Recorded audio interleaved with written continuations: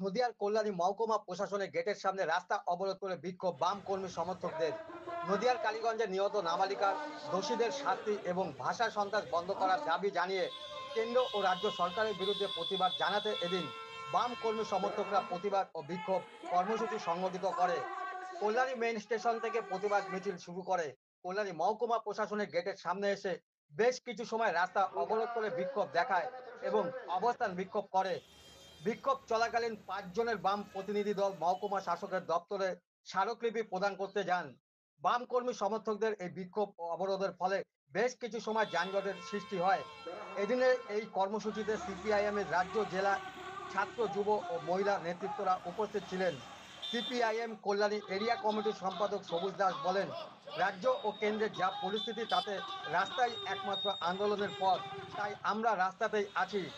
আমাদের আন্দোলন ও লড়াই হলো একমাত্র মানুষকে রাস্তা রক্ষা করার একমাত্র জন্য। রাস্তা, বিকল্প আর কোনো পথ নেই। আমরা গত 15 তারিখে এসপি অফিস অভিযান করেছিলাম, তামান্নাকে খুন করেছে।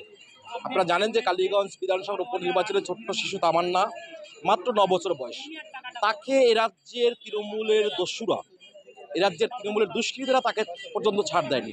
একটা ছোট্ট শিশুকে বোমা মেরে যারা হত্যা করতে পারে তাদের বিরুদ্ধে রাস্তা ছাড়া বিকল্প কোনো পথ নেই। আমরা 15 তারিখ এসপি অফিস অভিযান করেছি, আমরা এখন হচ্ছে আজকে এসডি অফিস অভিযান। আপনারা জানেন যে গোটা দেশে যারা বাংলা ভাষায় কথা বলে, যারা বাঙালি বলে, বাঙালিদের উপর আবার আক্রমণ।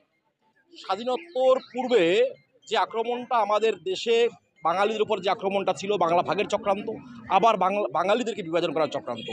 আর বলছি এই উভয় চক্রান্তের বিরুদ্ধে একদিকে হচ্ছে বিজেপি, আর একদিকে হচ্ছে বিজেপির সাথে তৃণমূল। আমরা বলেছি তৃণমূল এবং আরএসএস, আরএসএস এবং তৃণমূল, তৃণমূল এবং বিজেপি, এরা উভয় মিলে হচ্ছে মানুষের উপর আক্রমণ নামিয়ে নিয়ে এসেছে। ফলে সেই আক্রমণকে প্রতিহত করার জন্য রাস্তায় একমাত্র বিকল্প পথ।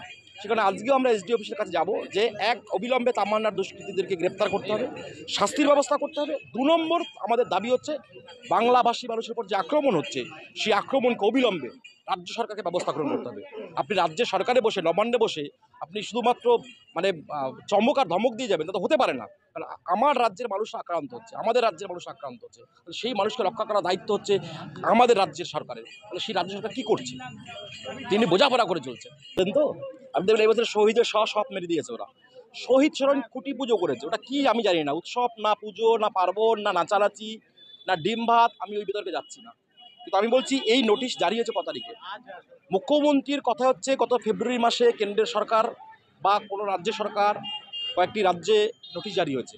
ফলে তিনি তখন চেপেছিলেন, তিনি আজকে যখন গলায় বেঁধে গেছে, যখন দেখছেন যে মানুষ, ফলে এটাই তৃণমূলের চমক যে যখন দেখে যে মানুষ বিকল্প পথ খোঁজার চেষ্টা করে, তখন বিজেপির নির্দেশে, বিজেপির প্ল্যানিং করা যে আমি ইস্যু ক্রিয়েট করব, তুমি আন্দোলন করে তোমার জায়গাটা তৈরি করে রাখবে, যাতে অন্য কোনো শক্তি, মানে বাম শক্তি উত্তর না ঘটে।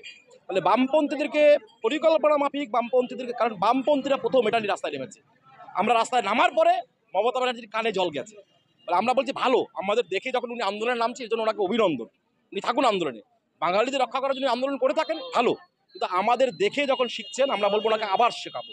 এই আন্দোলনে আমরা তাকে শেখাবো যে কী করে মানুষকে রক্ষা করতে। আমাদের একমাত্র লড়াই হচ্ছে মানুষকে রক্ষা করা।